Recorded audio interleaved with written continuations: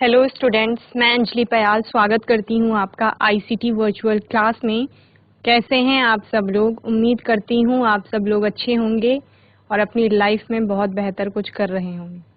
आज हम बात कर रहे हैं क्लास 12th की केमिस्ट्री की, जिसमें हमारा 10th चैप्टर चल रहा था, haloalkanes and haloarenes. Last session में हमने सारे टॉपिक्स उसके कवर कर लिए थे। अभी आज के सेशन में हम एक्सरसाइज करेंगे और एक्सरसाइज में आपके कुछ क्वेश्चंस को देखेंगे। आइए चलते हैं। तो बच्चों 10th चैप्टर की हमारे क्वेश्चन आंसर्स शुरू हो गए। इस सेशन में हम इसके क्वेश्चन आंसर्स करेंगे। Right structure of the following compounds. आपको कंपाउंड का नाम दिया गया है और उस कंपाउंड के नाम से आपको क्या बनाना है, उसका स्ट्रक्चर बनाना है। ओके, तो इसमें पहले क्या होता है कि आपको देखना होता है कि कार्बन चेन, जो पेरेंट कार्बन चेन है, वो कितनी लॉन्ग है। ठीक है, तो कितनी लॉन्ग है? आपके पेंटेन लिखा है तो मतलब 5 कार्बन की यहाँ पर क्या होगी, आपकी श्रृंखला होगी। तो आप सबसे पहले क्या करते हैं, अपनी जो पेरेंट चेन है, पेरेंट कार्बन चेन है, उसके आधार पर आप कार्बन लगा देते हैं। तो कितने कार्बन लगाएंगे? 5।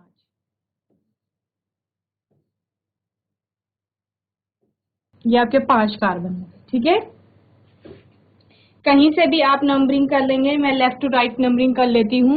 इसको 1 पोजीशन दे देते हैं, इसको 2, 3, 4, 5 के 5 कार्बन हो गए पेंटेन के। 2 पर आपका क्या है, क्लोरो ग्रुप है, तो यहाँ पर आप क्या जोड़ देते हैं, Cl जोड़ देते हैं। 3 पर आपका क्या है, मिथाइल ग्रुप है, तो यहाँ पर CH3 जोड़ देंगे। ओके, बाकी आपका कुछ नहीं है। ठीक है, 2 क्लोरो 3 मिथाइल पेंटेन। ओके, अब क्या करेंगे, आप कार्बन की वैलेंसी पूरी कर देंगे। कार्बन की वैलेंसी पूरी आप कैसे करते हैं, उसमें हाइड्रोजन ऐड कर देंगे। ये आपका पहला जो कार्बन है, फर्स्ट नंबर जिसको दिया है, वो एक कार्बन के साथ तो बॉन्ड बना रहा है, बाकी कितनी पोजीशन रह गई उसकी वैकेंट? 3। तो आप 3 हाइड्रोजन लगा देंगे, CH3। ठीक है, ये कार्बन आपका 3 बॉन्ड से ऑलरेडी जुड़ा हुआ है, सेकंड वाला, एक तरफ Cl से, एक तरफ 1 वाले कार्बन से और एक तरफ 3 वाले कार्बन से। तो अभी एक वैलेंसी रह जाती है, तो आप एक हाइड्रोजन यहाँ पर लगा देंगे। सेम आपका इसका भी केस होगा, यहाँ पर भी एक आ जाएगा आपका। यहाँ पर आप क्या आएंगे, 2 हाइड्रोजन CH2 और इसमें आप क्या आएंगे, 3 हाइड्रोजन CH3। ओके, तो क्या हो गया, 2 chloro 3 methyl pentane. Okay, pent ane आ रहा है। एन का मतलब क्या होगा कि सभी कार्बन आपके सिंगल बॉन्डेड होंगे। ओके, चलिए नेक्स्ट आपका है 1 क्लोरो 4 इथाइल साइक्लोहेक्सेन। ठीक है, 1 क्लोरो 4 इथाइल साइक्लोहेक्सेन। तो पहले आपको क्या बताना है, हेक्सेन। हेक्सेन का मतलब क्या है, 6 कार्बन होंगे और 6 के 6 कार्बन आपके क्या होंगे, सिंगल बॉन्डेड होंगे। और साइक्लो आपको क्या बताता है कि वो साइकिल में होंगे एक। ठीक है, साइकिल बना रहे होंगे। तो आप 6 कार्बन का साइकिल बना लीजिए। ये आपके 6 कॉर्नर्स हो गए, 1, 2, 3, 4, 5, 6। ओके, 6 कार्बन हो गए, इसमें सिंगल बॉन्ड से जुड़े हुए हैं सारे। 1 पे आपका क्या है, क्लोरो है, तो 1 पे आप क्या लगा देंगे, Cl लगा देंगे। एंड 4 पे आपका क्या है, इथाइल है, इथाइल यानी C2H5, तो 4 पे आप C2H5 लगा देंगे। तो ये क्या हो गया आपका, 1 chloro 4 ethyl cyclohexane. Okay,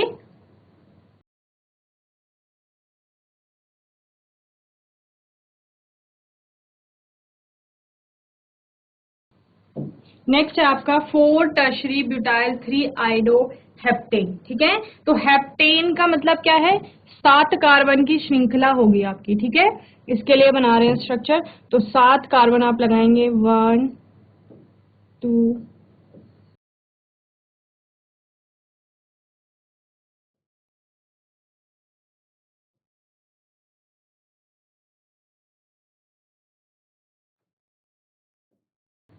okay, तो 7 आपके कार्बन हो गए। थर्ड के लिए बना रहे हैं हम स्ट्रक्चर। नंबरिंग यहीं से कर लेते हैं, 1, 2, 3, 4, 5, 6, 7। ओके, अब और क्या लिखा गया है इसमें, थर्ड पोजीशन है, उस पे आइडो ग्रुप है, तो थर्ड पे आप क्या लगा देंगे, यहाँ पर आई लगा देंगे। ठीक है। फोर्थ पर आपका क्या है, फोर्थ टर्शरी ब्यूटाइल है। टर्शरी ब्यूटाइल यानी 4 कार्बन होंगे यहाँ पर, ठीक है। तो एक कार्बन तो ये हो गया, ये एक कार्बन हो गया, ये दूसरा कार्बन हो गया, ये तीसरा हो गया, ये चौथा हो गया। तो 4 कार्बन आ गए आपके। टर्शरी ब्यूटाइल का मतलब क्या है कि वो कार्बन आपका क्या है, सभी तरफ से किससे जुड़ रहा है, कार्बन से जुड़ रहा है। ओके, तो यहाँ पर आप क्या करेंगे, हाइड्रोजन की वैलेंसी पूरी कर देंगे, CH3 CH3। ओके, तो ये आपका क्या हो गया, 4 टर्शरी ब्यूटाइल और 3 आइडो और हेप्टेन के लिए आपको क्या करना है, बाकी सारे हाइड्रोजन की वैलेंसी को पूरा करना है। तो CH3, यहाँ पर आपके 2 हाइड्रोजन जुड़ जाएंगे, यहाँ पर आपका जुड़ जाएगा 1 हाइड्रोजन। ओके, यहाँ पर भी आपका 1 ही हाइड्रोजन आएगा। फिफ्थ वाले पर आपके 2 हाइड्रोजन आएंगे, CH2।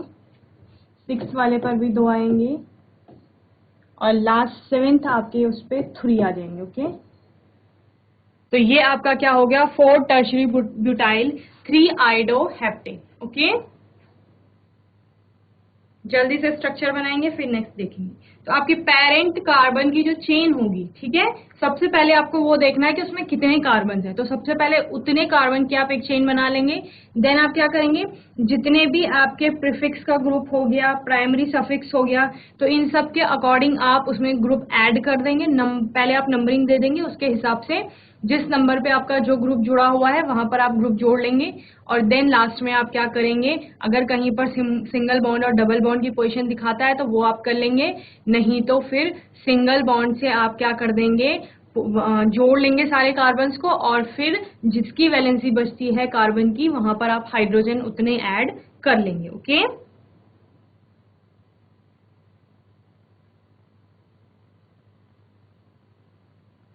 नेक्स्ट है आपका 1,4 डाई ब्रोमो ब्यूट 2ईन। ओके, ब्यूट 2ईन, तो ब्यूट का मतलब क्या है, 4 कार्बन की श्रृंखला होगी, तो 4 कार्बन आप यहाँ पे लगा देंगे। ब्यूट का मतलब क्या है, 4 कार्बन की आपकी श्रृंखला होगी, 1 2 3 4, 4 कार्बन हो गए, ठीक है। देन 1,4 डाई ब्रोमो, ठीक है। 1,4 तो किस कहीं से भी आप नंबरिंग करेंगे, 1 2 3 4, ये मैंने नंबरिंग कर ली लेफ्ट टू राइट। अब आपको क्या 1 और 4 पे ब्रोमो ग्रुप ऐड करना है, ठीक है। तो ये 1 पे Br आ गया और 4 पर भी आपका क्या आ गया, Br आ गया। 1,4 डाई ब्रोमो हो गया। अभी 2ईन यानी सेकेंड पोजीशन पे आपका क्या होगा, डबल बॉन्ड होगा। तो ये 1 2 2 और 3 के बीच में क्या होगा, डबल बॉन्ड होगा। ओके, ये डबल बॉन्ड आ गया। अब बाकी जगह आप सिंगल बॉन्ड लगा देंगे और हाइड्रोजन से वैलेंसी पूरी कर लेंगे। ओके, तो यहाँ पर H2 आ जाएगा, सेकेंड कार्बन पे H आ जाएगा, थर्ड पे भी H आ जाएगा। ओके, और इस वाले कार्बन पे आपका क्या आ जाएगा, H2 आ जाएगा।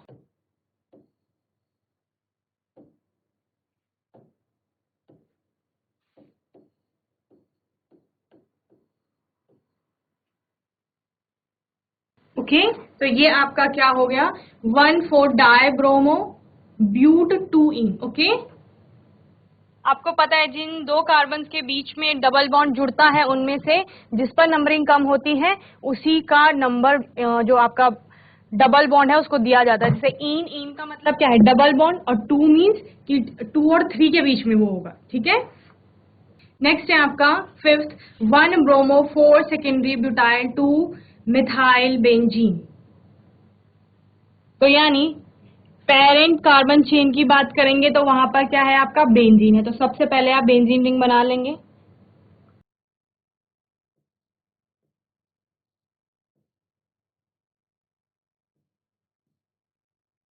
ओके, नंबरिंग यहां से स्टार्ट कर लेते हैं, 1 2 3 4 5 6, ये नंबरिंग हो गई। अब क्या बताया गया है, 1 पे आपका ब्रोमो ग्रुप है तो 1 पर हम Br जोड़ लेते हैं, ठीक है। 2 पर आपका क्या है, मिथाइल है तो 2 पर आपका CH3 जोड़ लेंगे। 4 पर आपका क्या है, सेकेंडरी ब्यूटाइल है। सेकेंडरी ब्यूटाइल यानी आपका ये वाला कार्बन जुड़ रहा होगा, ठीक है।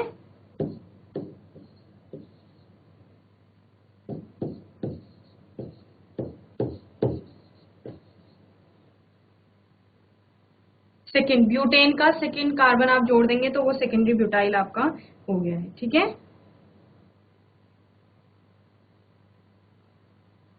तो ये आपका हो गया 1 bromo 4 secondary butyl 2 methyl benzene. जल्दी से स्ट्रक्चर बनाएंगे फिर आगे देखेंगे। ओके,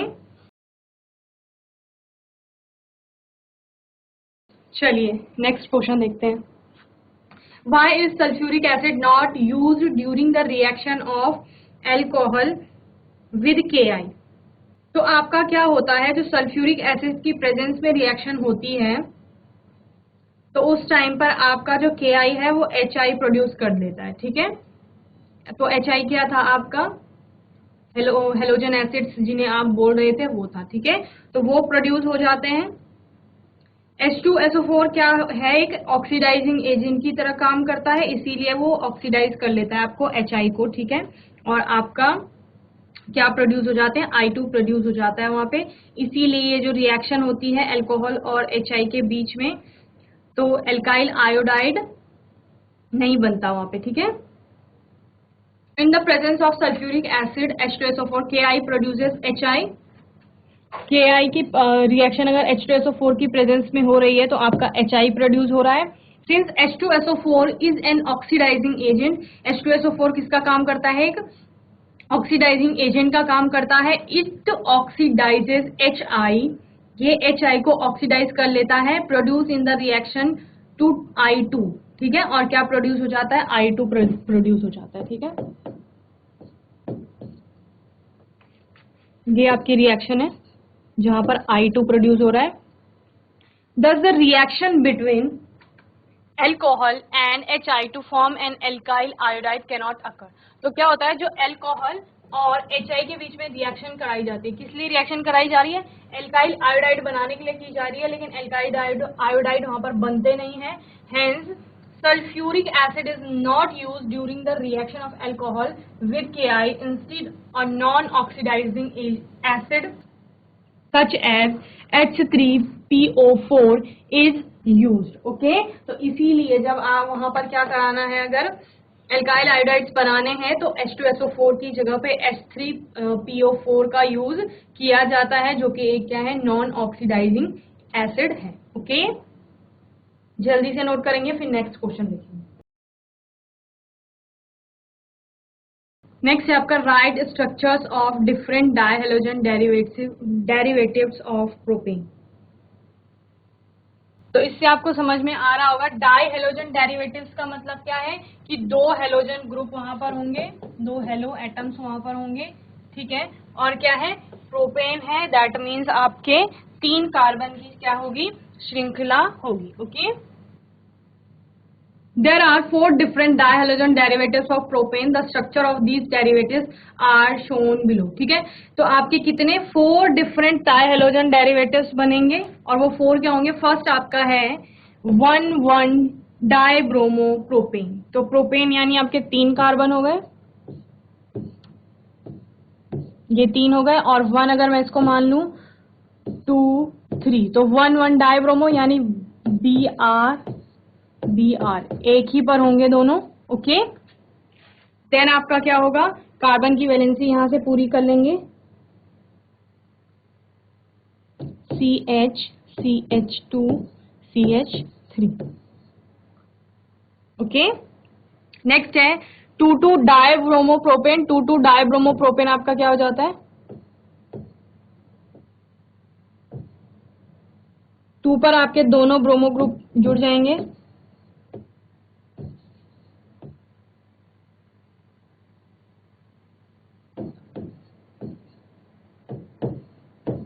प्रोपेन यानी कार्बन आपके सारे सिंगल बॉन्डेड है। Okay, 1,2 dibromopropane,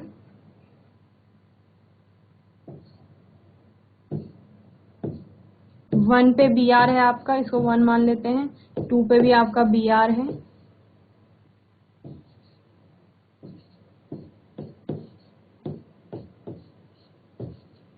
okay, and next है आपका 1,3 डाइब्रोमो प्रोपेन। 1,3 डाइब्रोमो यानी आपके टर्मिनल जो कार्बन हैं उन पर क्या लग जाएगा, Br ग्रुप जुड़ जाएगा, एक टर्मिनल कार्बन ये आ गया, एक ही आ गया, इस पे भी आप बी आर जोड़ देंगे। ओके, तो क्या हो जाएगा, B R CH2 CH2 CH2 B R. Okay, और प्रोपेन लिखा है तो इसलिए सारे कैसे होंगे, सिंगल बॉन्डेड हो जाएंगे। ओके, जल्दी से नोट करेंगे, फिर नेक्स्ट क्वेश्चन देखेंगे।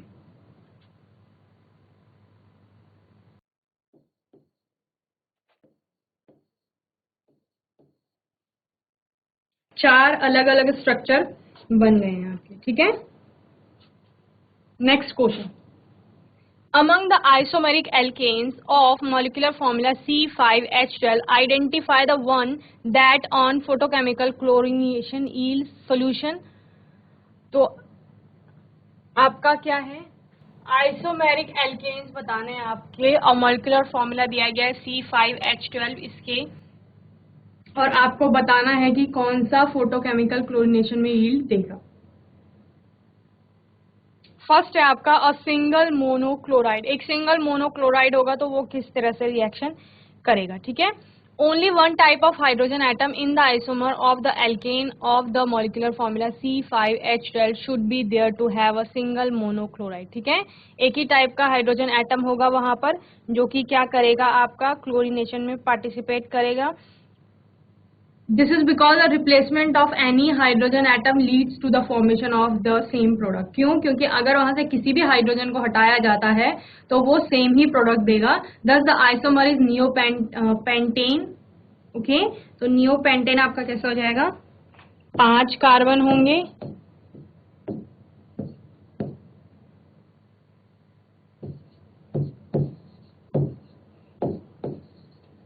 और आपका जो सेंटर वाला कार्बन होगा वो चारों तरफ से मिथाइल ग्रुप से जुड़ रहा होगा, ठीक है। तो ये क्या हो गया, आपका नियोपेंटेन हो गया।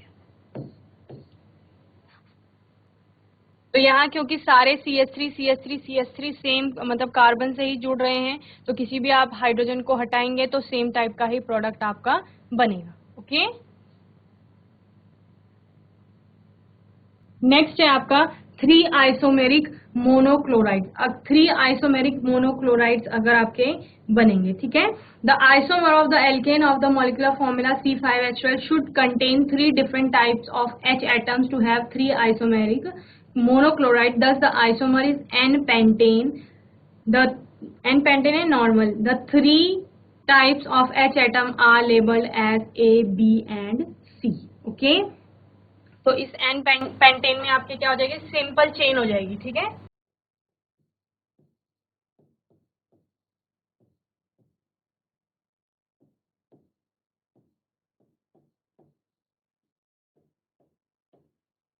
और इसमें 3 टाइप के आपको हाइड्रोजन मिलेंगे, इसीलिए क्या कहा जा रहा है कि अलग अलग 3 different types of H atoms हैं आपके लिए आइसोमेरिक मोनोक्लोराइड्स बनाने के लिए। ओके, तो कौन कौन से 3 टाइप के होंगे, एक तो ये आपका ये वाला हाइड्रोजन हो गया A, एक ये हो गया B और एक ये हो गया C। A B C, तो 3 टाइप के हो गए। ओके, थर्ड है आपका 4 आइसोमेरिक मोनोक्लोराइड। तो 4 आइसोमेरिक मोनोक्लोराइड में क्या हो जाएगा, the isomer of molecular formula this should contain 4 different types of H atom to have 4 isomeric monochloride. Thus the isomer is 2-methyl butane। The 4 types of H atom are labeled as A, B, C and D। okay? तो आपको अगर कौन सा बनाना है, monochloride बनाना है 4 isomeric वाला, तो वो कैसे बनेगा,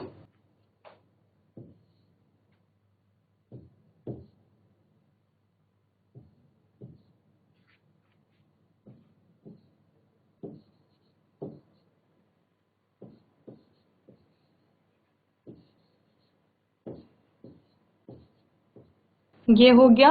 और क्या बोला है आपको, 2 मिथाइल, तो 2 पर आप क्या लगा देंगे, मिथाइल ग्रुप लगा देंगे CH3।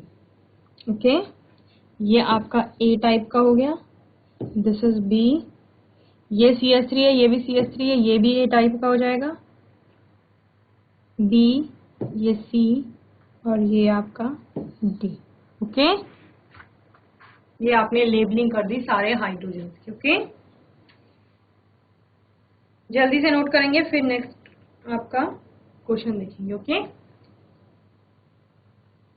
Arrange each set of compound in order of increasing boiling point. Increasing boiling point के अकॉर्डिंग उनको लगाना है। आपको क्या बताया है कि हेलो एल्केन्स कैसे बॉइलिंग पॉइंट उनका इंक्रीज होता है, जैसे जैसे उनका स्ट्रक्चर बड़ा होता जाता है वैसे वैसे उनका बॉइलिंग पॉइंट भी इंक्रीज होता जाता है। तो इसमें लिखा है bromomethane, bromoform, chloromethane, dibromomethane. Okay, for alkyl halides having the same alkyl group, जब एल्काइल ग्रुप आपका सेम है, ठीक है, तो क्या है, methane.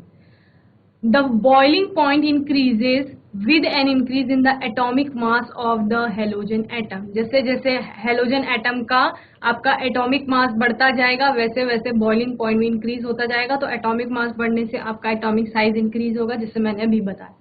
Since the atomic mass of bromine is greater than that of chlorine, the boiling point of bromomethane is higher than that of chloromethane। ठीक है, तो अगर ब्रोमोमीथेन और क्लोरोमीथेन को कंपेयर किया जाएगा तो ब्रोमोमीथेन का आपका ज्यादा होगा boiling point. Okay, due to van der Waals forces। okay, also for alkyl halides having the same alkyl group the boiling point increases with an increase in the number of halides। okay, क्या कहा जा रहा है, अभी तो हमने क्या compare किया, हेलोजन्स को कंपेयर किया कि जिसका एटॉमिक नंबर ज्यादा है उसका बॉइलिंग पॉइंट ज्यादा होगा। लेकिन अगर आपका सेम टाइप का हेलोजन एटम्स आ जाता है, जैसे बाकी के 3 कंपाउंड है, ब्रोमोमीथेन, ब्रोमोफॉर्म और डाइब्रोमोमीथेन, तो उस केस में आप क्या करेंगे, तो उस केस में जिसके पास नंबर ऑफ हेलोजन एटम्स ज्यादा है वो उसका बॉइलिंग पॉइंट क्या होगा, ज्यादा होगा। Therefore the boiling point of डाइब्रोमोमीथेन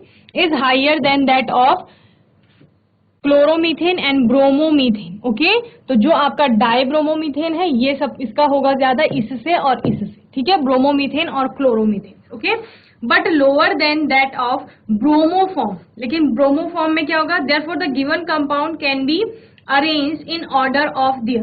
bromoform में आपके 3 बीआर आएंगे, तो सबसे ज्यादा इसी का होगा, ठीक है, फिर डाइब्रोमो का होगा, then bromoethane, then chloroform. Okay, तो क्या हो गया है ऑर्डर, सबसे कम हो गया है आपका क्लोरोमीथेन का, उससे ज्यादा है ब्रोमोमीथेन का, देन डाइब्रोमोमीथेन है और सबसे ज्यादा है ब्रोमोफॉर्म का। ओके, क्योंकि इसमें 3 बीआर ग्रुप आपके जुड़ रहे हैं। ओके, तो इसी तरह से आपका मेल्टिंग पॉइंट भी हो जाता है। अलग अलग फिजिकल प्रॉपर्टीज देखी थी आपने। चलिए नेक्स्ट है, which alkyl halide form the following pair would you expect to react more rapidly by an SN2 mechanism? Explain your answer। okay, तो पहला है आपका 2 ब्रोमोब्यूटेन और दूसरा है 1 ब्रोमोब्यूटेन।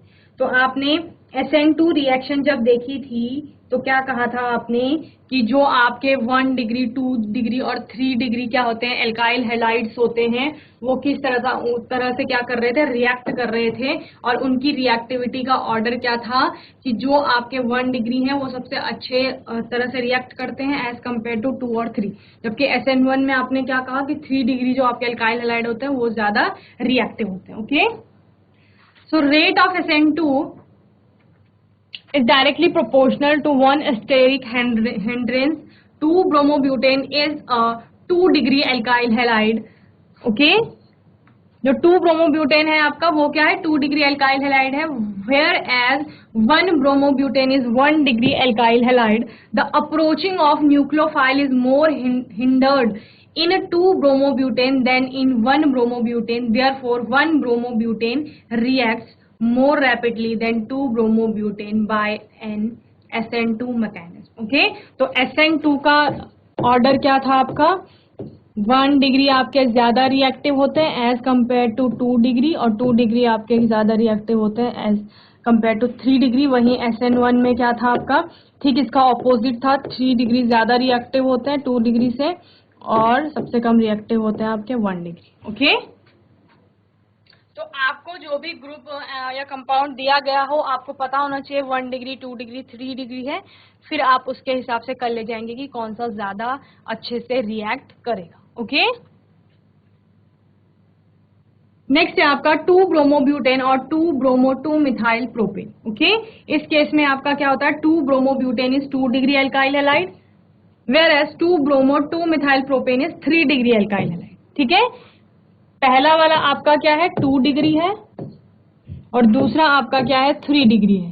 तो आपको पता है कि जो 2 डिग्री होगा वो क्या होगा, ज्यादा अच्छे से रिएक्ट करेगा। The greater number of substituent are present in 3 degree alkyl halide than in 2 degree alkyl halide for hindering the approaching nucleophile, therefore 2-bromo-butane reacts more rapidly than 2-bromo-2-methyl propane by an SN2 mechanism. ठीक है, तो hindrance ज्यादा कहाँ पे हो रही है, इस वाले में हो रही है 3 डिग्री में।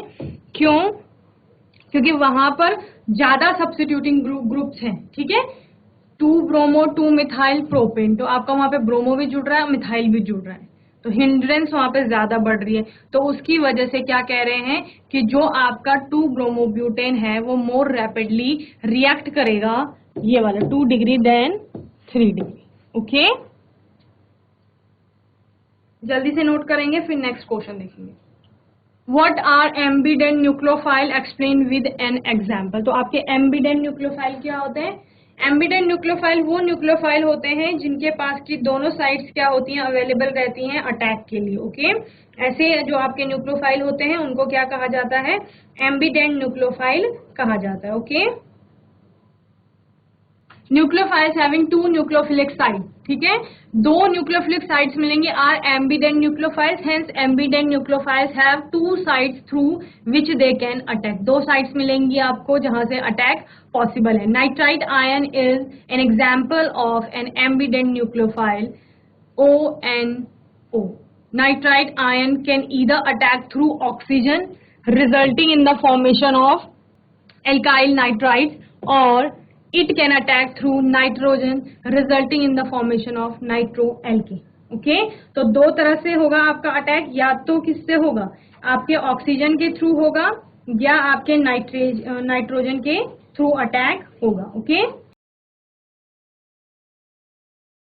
तो ऑक्सीजन के थ्रू अगर आपका क्या होता है, अटैक होता है, तो वहां पर क्या बनता है, एल्काइल नाइट्राइड्स बनते हैं। तो एल्काइल नाइट्राइड्स इस तरह से बनेंगे आपके, इस ऑक्सीजन के थ्रू आपका क्या हो रहा है, अटैक हो रहा है। ठीक है, ये आपका क्या हो गया, एल्काइल नाइट्राइड्स। और दूसरा अगर नाइट्रोजन के थ्रू अटैक होगा, यहां पर आपका R जुड़ेगा, तो ये क्या हो जाएगा, नाइट्रोएल्केन।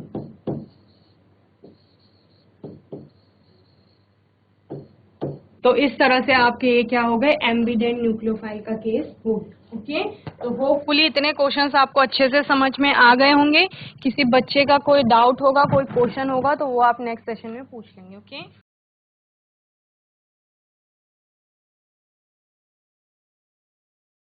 तो बच्चों आज हमने 10th चैप्टर के कुछ क्वेश्चन आंसर्स किए।